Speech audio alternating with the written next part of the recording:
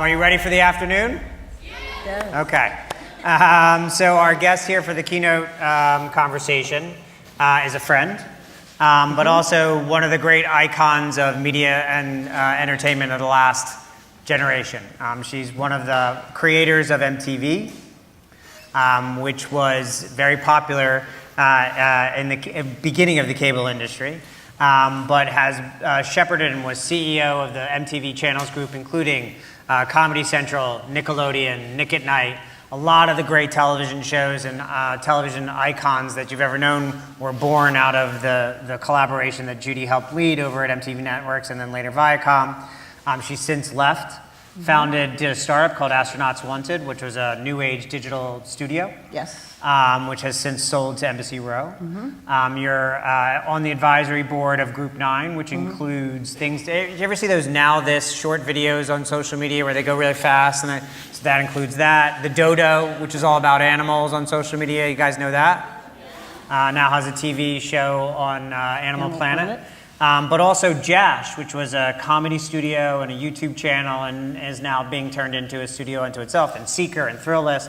And is also on the board of Amazon, which is a company. Have you ever heard of them? So you've seen several different rises and falls of several different fads and eras of television: the broadcast era, the cable era, the digital era, the now era.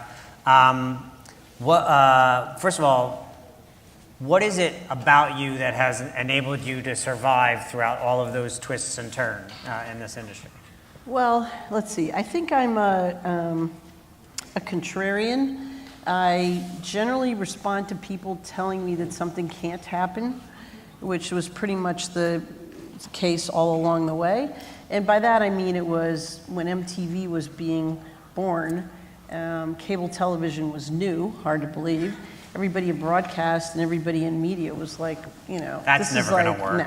No, this is never going to work. It's a terrible idea. Short form video aimed at young adults. Nobody cares. TV. Terrible idea, terrible business. No one's going to like it. So you kind of think if everybody hates it that much. And also there was opportunity there. It paid less. It wasn't as established. So there was a lot of opportunity for women, people who didn't. I had no television experience.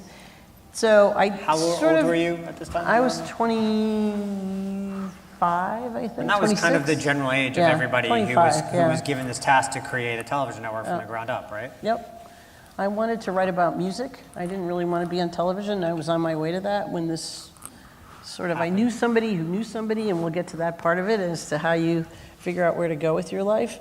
But I think I've always been fascinated by younger people, by new generations, by new ideas, by uncertainty, and by optimism, because I sincerely believe that every generation is infinitely better equipped than the preceding one to, change the world. And I don't mean that in any highfalutin way. There's actual evidence. It's true. Yeah. It's true, and I would rather be around that. Yeah. I mean, who wants to be doing, God bless, some of the other options, but I've kind of tried to, at this stage in my life and career, I'm trying to figure out, I'm learning, which is also exciting, but I'm also trying to take advantage of all the things I experienced, all the mistakes I made, all the ups and downs of the world I lived through, and trying to communicate with people creatively primarily and grow businesses. And maybe you can find something at Group 9 or, at Amazon. I'm sort of their token media person. And that's been a very interesting and challenging experience. What's something that's fascinating, and I'm not sure everybody understands this, but so MTV, Nickelodeon, Comedy Central to a certain extent too, but that was a collision of two different channels. But these were the first time that television channels had ever been built around a specific demographic, an age group. Right? Yes. That was what was landmark. Yes. Right? It wasn't broadcast, we called it narrow cast. And I mean, I never thought about any of that technical stuff. I was attracted to it because it looked like fun, felt entrepreneurial, who knew? And it was whatever data was available at the time, we just decided we're going to try and know this audience who is a lot like the people who are working there, and figure out, using the medium primarily of music, how to, sort of both be a window on the future and a reflection of who they are. And I really had this deep belief that the greater world needed to see and hear young adults in their own way, on their own venue, on their own platform. And it was like you sort of owed the young adult, human being out there I have their to, place. You have to, so youth culture, who here is studying media or entertainment or communications of some sort? So if you know anything about this industry, you know that the 18 to 34-year-old audience is that most desired, hardest to get, hardest to talk to, all of yourselves, audience out there. But until MTV, that was really not how people talked about audiences. That was the first time, and Nickelodeon then extending it down to the even younger ages. But now that's just how we talk. That's now become the parlance. And this was when everybody said, oh, it can't work, and now we just all think that way. So my question to you is, there's, I'm sure, people out in this audience and there's people out in the world hearing the same thing. That's not going to work. Snapchat, that's not going to work. I actually just said that over lunch. These other things that are not going to work. But can you really, truly, is the chance to build something like an MTV? You look at Now This, which is how many billions of views they get a month, right? Is there a chance to build something as iconic and as brand recognizable now from scratch for an audience like that as there was back when you were doing it? Well, I think one of the things about, this is in, reflection, looking back, cable was a closed platform. Even though there's like 800 million channels and you don't want to watch like 700 of them, at the time it was closed. So it was going to be a me to you experience. You were not really invited to participate in it. And in a lot of ways it made it easier because, you could just kind of get out there and... Didn't have to take feedback. We didn't have to take feedback. There was no comment section. And we wisely, I think very wisely, sort of led with marketing. In the beginning, there was no money, which I think is consistent with a lot of startups, even though you find money. There's no money for anything, so go invent some things for almost nothing. And we thought, like, if we could make MTV the star, rather than, whatever pop star or whatever personality was on there, it would endure. And also, these are like decisions. We're not going to age with whoever shows up day one. We're going to always filter them out. That's when VH1 was invented, if you outgrow MTV. And we made these campaigns that were like, I was mortified at doing this partly, but we asked a bunch of, rock and pop stars of the time to say, call your cable operator and demand your MTV. It's so freaking corny when I look at it now, but it was... Worked. It was like a charm. direct saying to people who didn't even want to think about their cable company, like, you want this, tell them you want it, and you're going to be pissed if you can't get it. And we kind of went out there and led with that. And it was sort of like, we want people talking about MTV.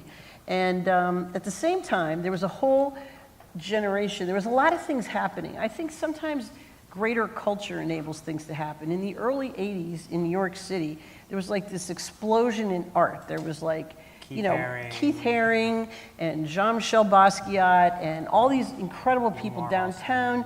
And like the East Village was filled with like pop-up art studios, and you'd see Keith Haring drawings on the subway. So somebody called him up and said, will you make graphics for like a New Year's Eve ball? He was the Banksy of his time. And then there was, comedy was just starting in big way, like, Saturday Night Live, and comedy, and it was all kinds of a stew of things happening. And MTV became kind of like a clubhouse for all of that. All these guys who went on, and women, to become, at the time, I think the thing to do was try to be a movie director. It was like... Spike Jones, McG, McG. There's a ton of them, and they all started in music video. But you guys were able to plug into that zeitgeist. So MTV showed music videos, but at the time, the music video was, as an expression of art, one of the great, unkempt, without refraining anything on budget. Things. That's when Thriller was made and all these huge music videos. And so it was where you were getting the Julian Schnabels and all these people in art crashing into rock and rollers. You were able to represent that as a brand. So again, until MTV, the channel, you didn't really talk about a channel the way you talk about HBO now talk about Netflix now, talk about MTV now. You created that, but again, I ask you, with so much choice and so much possibility and so much opportunity out there in social media, now this is a brand, but does it have the opportunity to rise above and become a zeitgeist representing brand the way Probably that not, and I'm not sure that's a bad thing, but I do think if you take something like, say, Instagram, to me that was like, wow, visual language, you know, and that's what MTV was, really. It was non-linear, it was primarily visual, it was not, I'm a writer by what I thought I wanted to be, and it's not a writer-driven medium. And so, you know, when something like that comes up, all of a sudden, and you're looking at people's lives and photos, or you're looking at art, you're looking at whatever it is, you're looking at, you're posting stuff you're doing, something like that, I think, becomes something everybody wants to do, and everybody wants a part of. And primarily, I don't know, I don't really know. I suppose everybody's doing it now, but initially it's generally it's a millennial, you know, experience. YouTube. Those are kind of like, I think, the big universal things. Those are platforms. They are. Those aren't, I mean, they're brands ostensibly. Snapchat, YouTube, Twitter, Instagram, they are brands, but in reality, they're platforms the way cable is a platform for MTV. So, you know, Logan Paul is a brand on YouTube. I was about to say, I think you are your own brand in a way that you couldn't be before. And so it's interesting to Unfortunately. see. Unfortunately. But so who are the creators? So you're working on Group 9, which is an interesting collection of channels. I would argue it's the MTV networks and MTV networks of now, right? And then to a certain extent, one would argue that the channel brands on the Group 9 channels, Now This, Dodo, Seeker, Thrillist, probably reach more human beings on a weekly basis than all the channels at Viacom. Most definitely. Right. So who are the artists, or how is that? Is that all being done in-house? Is all the work at the Dodo being done in-house by people who are staff members, or is that freelancers? But it's curated by people who share a common point of view about what animals mean in, you know, the world. That was founded by one woman, right? Yes, yes. It's a small team. They curate a lot. They create some. So it's mostly curation.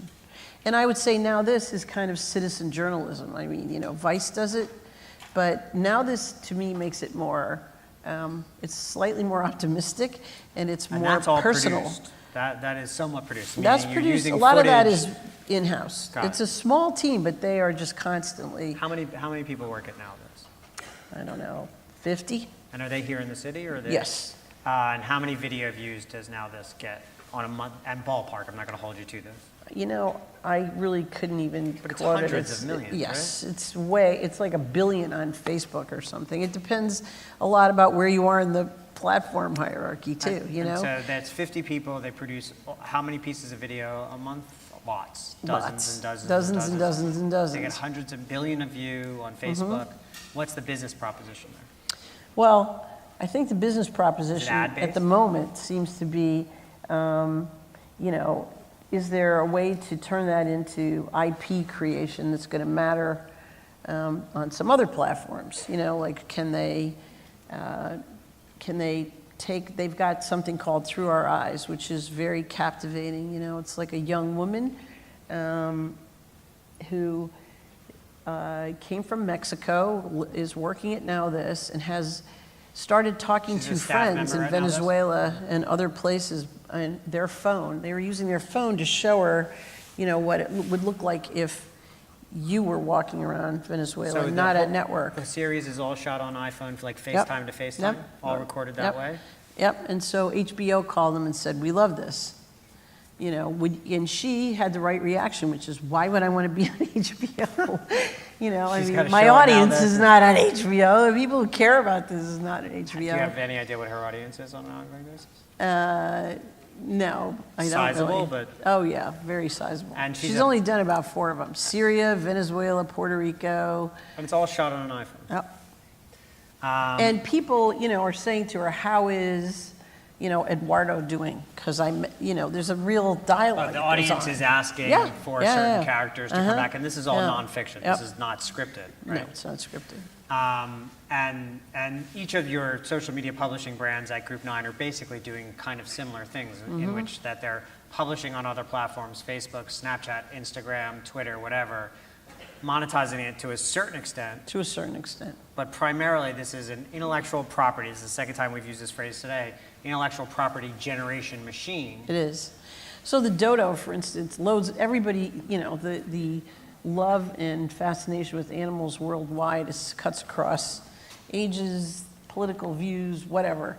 And, The you know, internet I is think run they're by trying to think animals. about, is it, if only we cared about people as much as the Dodo cares about animals. But I love the Dodo. They have a lot of opportunities, I think, to, you know, everybody's talking about experiences, you know, to do conferences, events, products.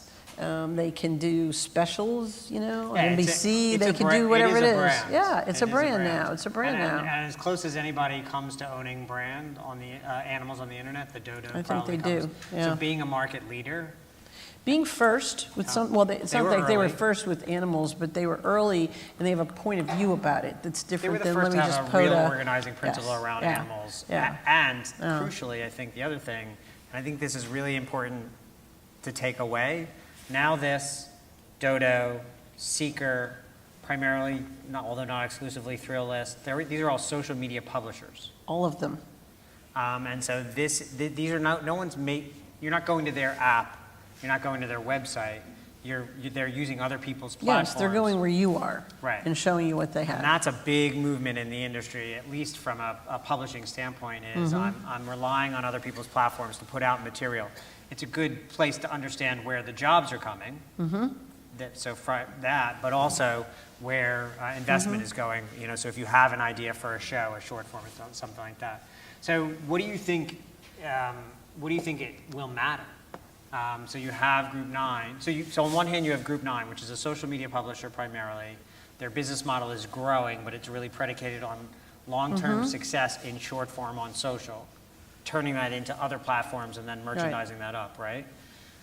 On the other end, you have Amazon, who is in the entertainment business as a hobby at best, but is going to be a major player in the entertainment industry at the Yes, same time, right? yes. So their primary business is rakes and Prilosec, Batteries.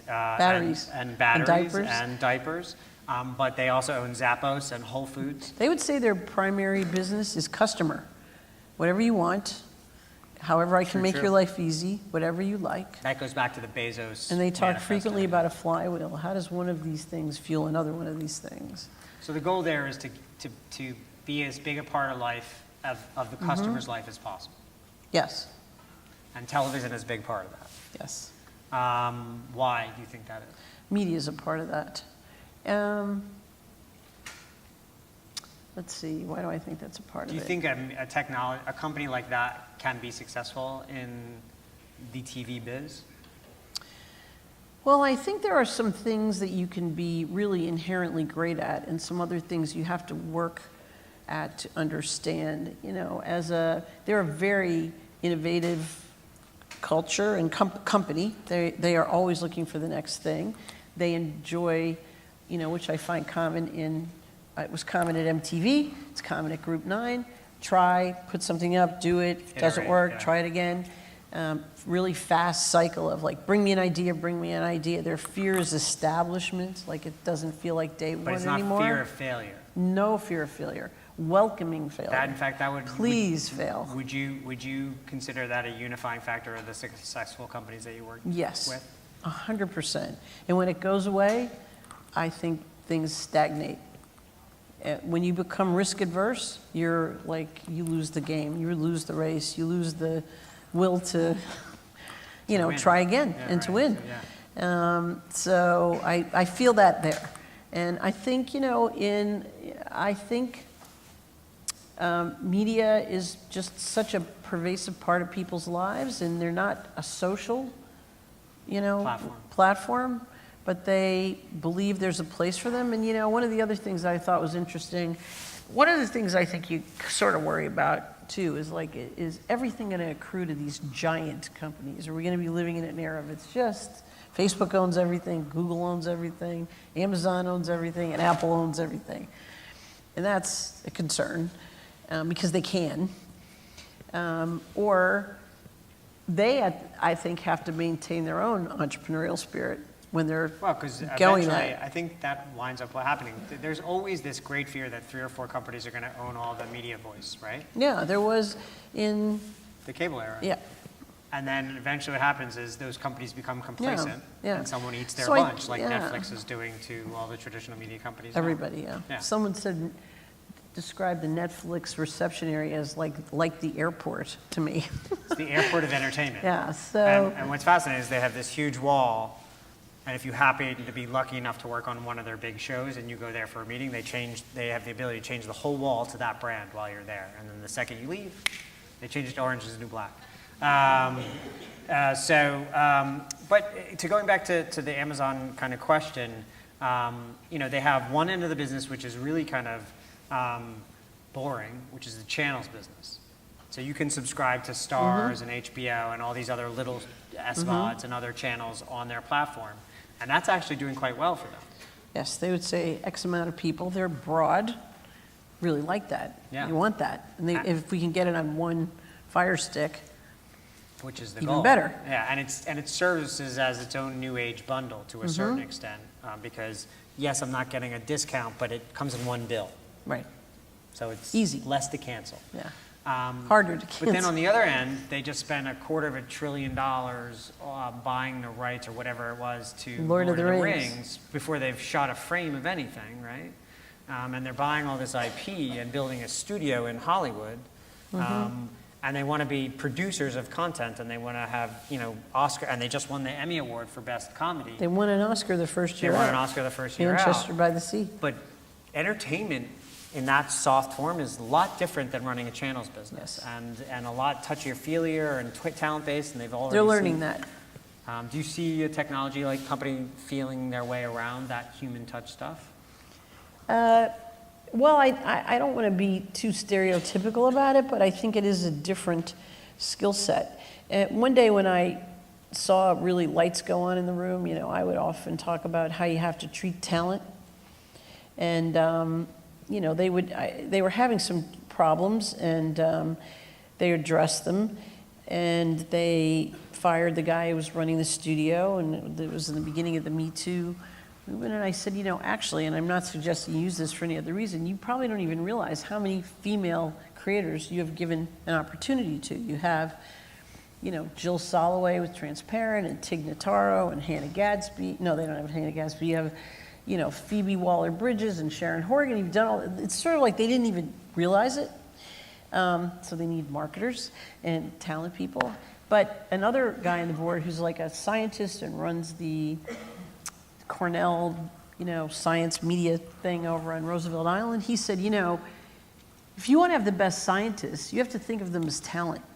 Scientists are talent too. They want to know that you are interested in their idea, you're listening to it, and you're going to care for it. And some of the sort of human to human stuff that isn't only done by like everybody's money, I don't think is equal at the end of the day. It's somebody who's there, who hears me, and is going to take care of me and take care of my idea. And sometimes I think that's the thing that they've got to balance in such a vast. That soft science is not something it's first of all, I don't know if it is teachable. Is it? Or is it something that you just innately know how to do? Or is it a talent, or is it a skill? Because you've had it in droves, and I'll brag for you, but I mean, one of the things that have made you who you are is your ability to maintain good relationships with a very wide array of crazy people over a long period of time. And be the same person in the room often, most often. Yes, well, you give me a lot of credit for a collective thing, but yes, I will take some. I mean, I used to think I liked people who couldn't be gainfully employed anywhere else, but I mean, Matt and Trey and, whomever it was. Yeah, Matt all and Trey of them, being really good examples. Where were those guys going to get jobs otherwise? Lots of people otherwise? had lots of opportunities to go as time went on, but they didn't because we listened, to them. And whatever we were late to or whatever things we missed, I think we did try hard to be a place that was talent-centric.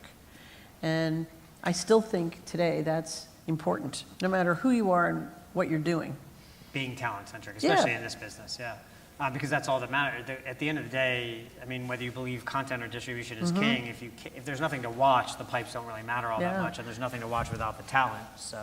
I remember having this crazy, unwinnable debate at Amazon, and I said something like, I know data is magnificent, and I wish I had access to the data you have, but I still don't believe data would lead you to Stranger Things. I don't think that's a pure data play. I don't think data tells you there's some kind of weird 90s throwbacks, Steven Spielberg, sci-fi, this cast, those people doing this thing that is completely living in the casting data, using data for casting and all that stuff.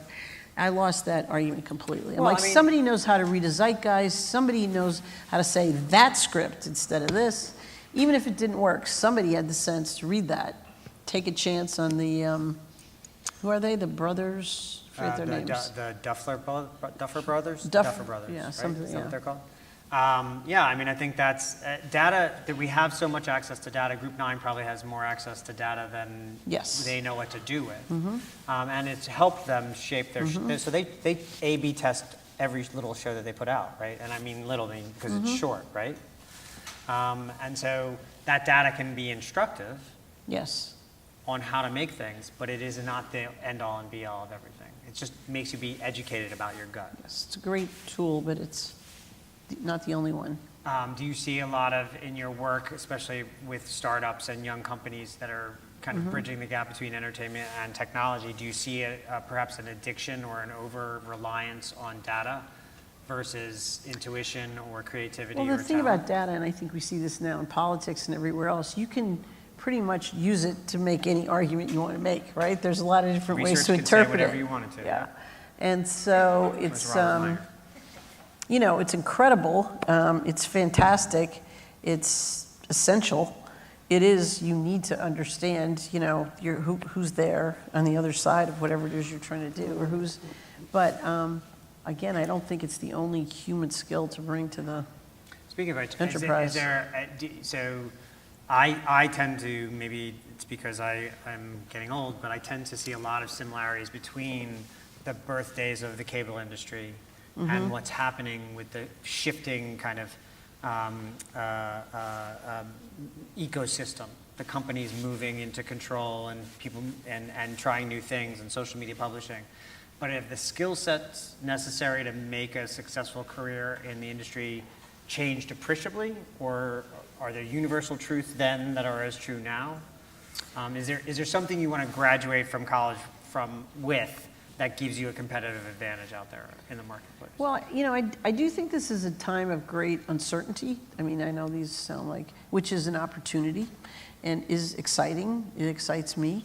And I think, some of the things that were true, it seems to me, are always true. I think, a willingness to put yourself out there, take a risk. I think you guys are growing up under the, blinding glare of founder culture, and sometimes I feel like everyone thinks they have to be a founder and famous and successful and crazy rich by the time you're 23 or you're a failure, which I hope is not the case. But I don't think career pathing is linear, and I think there's something personal that is difficult now because there's just literally everybody applies online, which is really tough. You can get overwhelmed with so I think it's great to see things like this existing where you can network. You get my email, you can get his, you can text me, you can meet somebody here who might be talking about something that might be interesting to you. And I would say, just from my own experience, take an opportunity and try to do whatever one you get really, really well. I'm not saying stay there for the rest of your life, but don't jump immediately. You can maybe pick up skills that you didn't know. Do I think the door of opportunity opens equally for everyone? I do not. Do I think there's more enlightenment now around that and more willingness to, on whoever still is in a position of power to acknowledge that? It's getting better.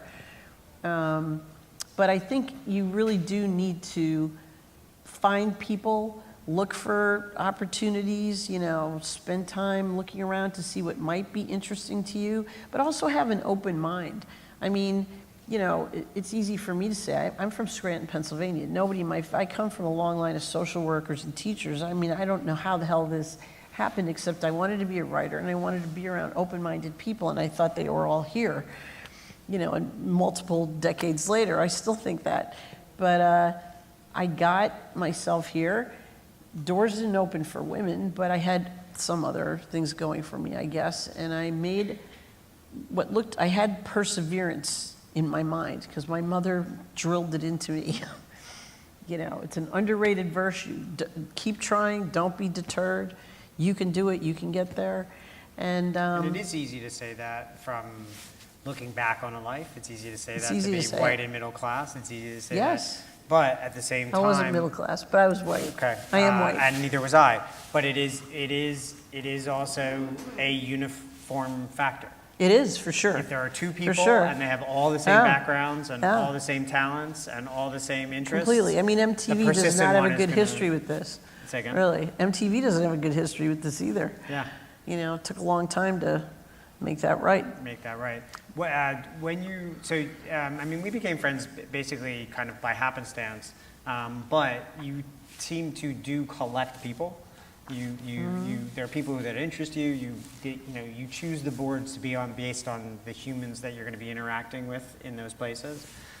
Is there something that an innately shy person might learn or do that kind of stands out in your minds without having to, you know what I mean? Like sometimes we have to push ourselves beyond our comfort zone, but is there something like a question that someone might ask or a way of reaching out to you via electronic media that stands out and both interests you and keeps you engaged, but at the same time, doesn't annoy the hell out of you?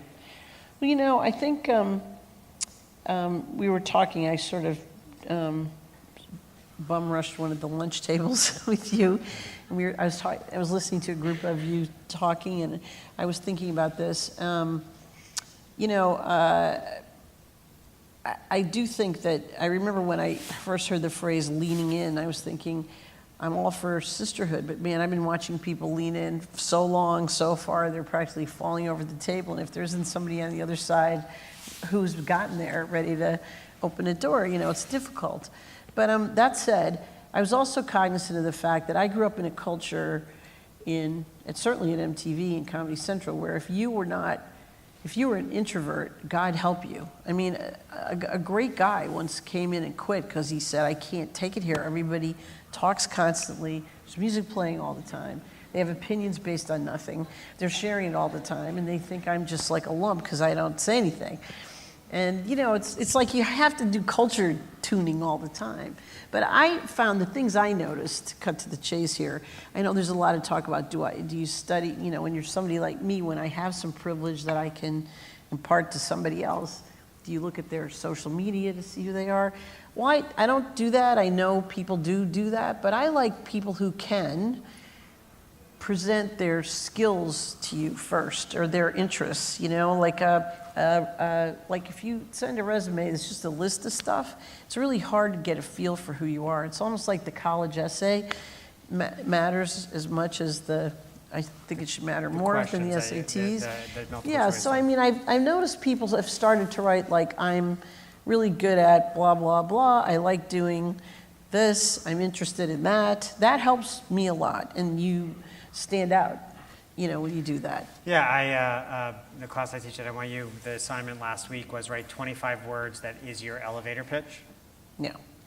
Try not to make it hokey, but be something that you would put at the top of your page. And there were a lot of kids in the class who were uncomfortable with the exercise. Oh. I said, well, what are you putting up at the top of the page now? And they said, my email and address. I'm like, well, what is that?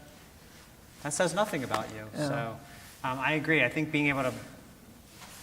unfortunately, being able to bottle yourselves into a concise pitch in case you have 11 floors with Judy to pitch yourself is a really good skill set to have. I mean, I just wouldn't be discouraged. I mean, I know you all, I know you do internships. I think they're great internships here. Lots of people I know hire out of intern pools, and they do matter, whatever you think they they are, they don't, and you learn some more things and you meet some more people. I mean, I got out of magazines where I really didn't belong into MTV because I had 2 friends who left and went to work for a guy who was starting MTV. And they just called me up and said, we know you like music, although we don't understand why, and they're starting this crazy thing, you should meet them. But, it was like kismet, I don't even know what it was. Opportunity. And having a good network of people who rely on each other for ideas. I'm going to throw it open to questions in the audience. How about you right there? There's a mic right here.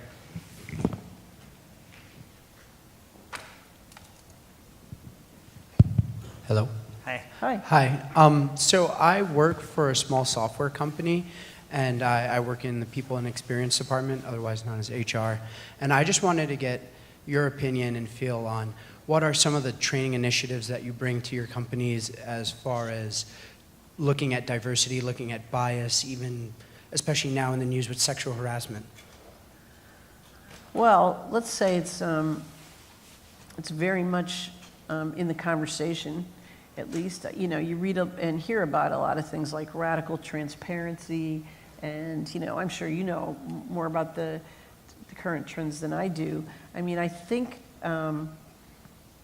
that if an internal culture isn't healthy and basically as embracing as it can be, you will not be successful. I mean, ultimately you will not be successful, even if you are initially. And I think the Google walkout yesterday, the holding people accountable. I think it's not just the job of HR. It somehow has to spread through. We have to learn to value management. Like I'm a good manager. I might not be the best idea person. I might not be the best technical person, but I know how to listen to people, manage people, and raise their profiles. And I think companies need to start to reward that and incentivize that. When you look at a giant company, there's got to be like a 250,000 shitty middle managers that nobody bothered to teach. And if you look at a small company, I also think you just have to, most people share basic things, recognize me, listen to me, share information that I need. And I think we all have to be safe in calling out, injustice. I remember once trying to go to the wall for somebody when I was at Viacom, but I needed her willingness to let me go to the wall, and it was around compensation. And ultimately she said, no, I like it here, I want the job, I'm just not willing to do it. And the truth is, she was right. She would not have gotten to be there like another year probably had I made her an example. But I think since then, it's, you have the forum of public social media to call things out, and you have a responsibility to talk to your the people around you if you see injustice or you're experiencing it. It feels like this is a generational shift, though. I mean, very much so. The vast majority of the people who walked out at Google and a lot of doing all these other things, holding their own companies accountable internally, seem to be on the younger end of the spectrum. We were all raised to shut the fuck up. So, I think there's more of a kind of living out loud and accountability that's coming. Well, shut the fuck up and put the fuck up. Because it was, I remember the first time I got invited to some music industry thing, and I was like, wow. And I got to the top of the stairs at this lunch, and some guy who ran a record company handed me his coat, assuming I was the coat check. And, I have nothing against coat check, people ever. But, I wanted to go like this with this coat, but I think I hung it up probably before I went in the room. And, now, maybe not so much. Maybe now I would not. I would have said, sir, excuse me.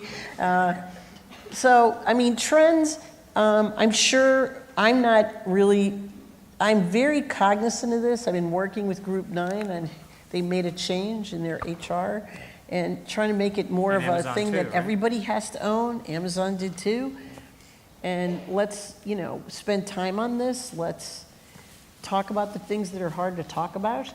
And I think you guys are inherently going to be different about this. Yeah, I and think better. the HR I industry, really do. HR industry in the next 20 years is going to be so mean, much dramatically different than it was the last 20 years that it's probably I going to be would an want to exciting be in field. it now. Yeah, I really would. I mean, I think that would be a great Yeah, it's pretty field to be exciting. in. So Cool. I'm not. I think I went on too long, but that's I would okay. just say you're in a good field, and I think you just have to encourage people to hold others accountable. Hello, my name is David Casada. I'm currently studying television management with Evan. You said that failure is welcomed. Was there ever a time when the failure wasn't welcomed? And how did you move on from that and progress? I have a million regrets. I sat with you at lunch. You mean me personally? When failure, Yeah. was not an option for you. Oh, was well, presented as as not time, an I think I see this too. I watch like the startups that I know, you guys probably know many more of them too. The younger ones, they get to a point where people expect them to behave like a business. And they have to make that next step up, maybe it is, or across, or whatever it is. And you feel like this concern, are you going to lose something here in doing that? Are you going to be too careful and, that sort of thing. But, mistakes I made, I think, were somewhere out of my control when the corporation got too big and they loved the money too much and they would no longer do stuff. Like we tried to buy YouTube, we probably would have fucked it up, but at least we could have. And of course they said no, they were still just using us like a cash machine. But on stuff that I could touch, anytime I went against a creator or a creator voice for some cautionary reason, I live to regret it. And it still troubles me. If I had to call Matt and Trey and say, which only happened like twice, because they were very crafty too, which I liked. They would never show you the episode till last minute. Yeah. and then they would call and say, There's this thing. there's this Where thing, we attacked Tom Cruise. or a musician or anything where I didn't, I remember once, this sounds so, we did an all LGBTQ dating episode of a very popular dating show a long time ago. And I think somebody insisted we had to put it on, not at 7 o'clock when the show ran, but like 9 or 10 or something.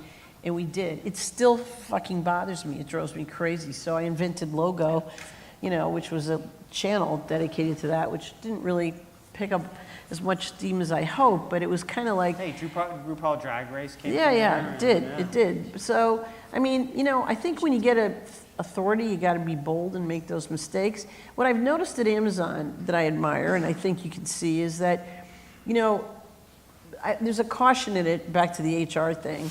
I saw them make a list of going great, stuff we have to do, fucked up. And it was like, phones, tablets, a bunch of shit they started and it didn't really work. And they said, but these are like high judgment failures. We just moved those people over and they invented Alexa. And if you didn't give me, try, tell me, even if we can be number 2, that's fine. They don't.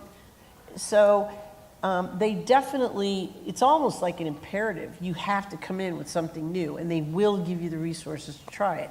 And the Because they freedom to have fail. and the freedom to fail, and there's no penalty. And if you can insist on that, even yourself, if you're afraid to try something or say something, you sort of have to overcome it for I think to get to something great. Yeah, your reach has to exceed your grasp. Being secure enough to fail and learn from it, you'll learn a lot faster and further from your failures than you were from your successes most of the time. I think it's a great place to stop.